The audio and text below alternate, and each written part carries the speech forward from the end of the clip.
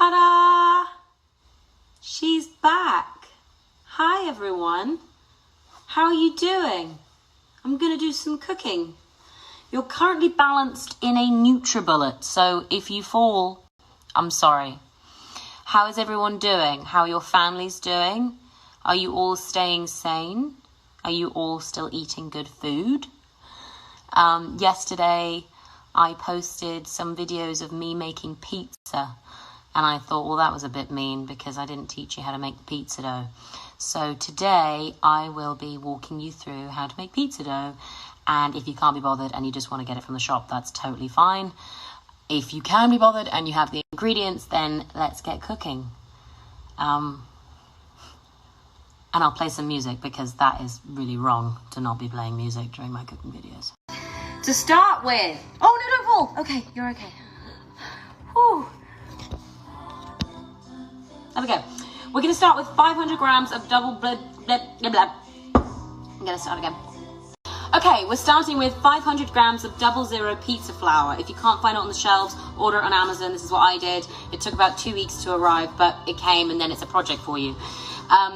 And then we're doing 2 grams of instant yeast.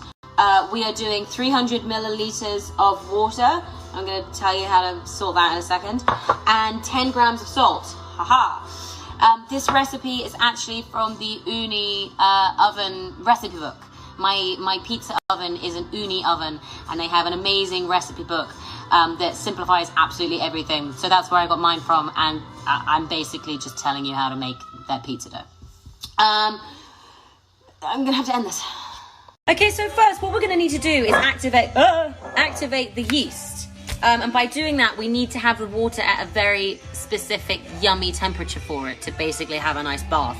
We're going to pour out 100 milliliters of the 300 that I told you to get. And then you're going to pop this in the microwave for a minute. Okay, that's what I'm going to do.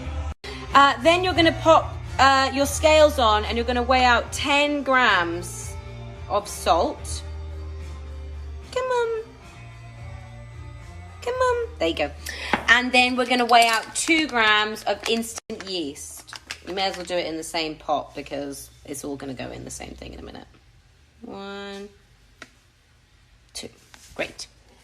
Okay, then you are going to put your hot microwaved water in the original cold water so that it gets to a nice even temperature, and you are going to put this, the yeast and the salt in there, and you are going to whisk it.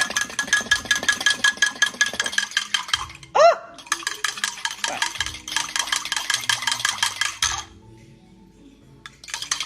That will start to activate it, and they'll get a bit bigger and it'll go cloudy. And then once that is done, I'm going to let that sit for a few minutes. I'm going to put that in the flour and we're going to start mixing. Okay, so I've let that sit for a bit. I've made a little hole in the middle of my flour where I'm basically going to put my yeasty, salty water. And I'm going to pour it right in the middle. And then with a wooden spoon, I'm going to start mixing. And you're going to mix until it becomes one solid structure, and keep on going. And then when it starts getting less wetter, you can start mixing with your hand. And this is when your shoulder starts aching, which is why at the moment my right shoulder is bigger than my left shoulder because I've been making a lot of dough. Okay, so it's starting to look like that, you see? I'm going to keep on going, and then I'll show you the end result in a second. So I am by no means a pizza maker. I've just followed a recipe and learned how to make it. So please do not think I'm a pro. But in here, I've just got it clumped together in a ball, and I'm just smushing it so it gets all the little pieces in the bowl. And then you're going to pull it out. And I learned how to knead. I thought I knew how to knead, but apparently I didn't know how to knead.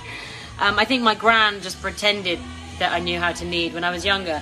So I actually Googled YouTube how to knead pizza, and I found this amazing Italian pizza chef who was explaining it, and I certainly don't look as good as doing it as when he does, but I feel like it's something like this. So you're going to push, fold, push, fold, push, fold, push, fold, push, fold, push, fold. One thing that this amazing magical pizza man did say was that once you've pushed it and folded it, you should only choose one way of turning it. You shouldn't alternate, because then you'd be undoing all the work that you just did.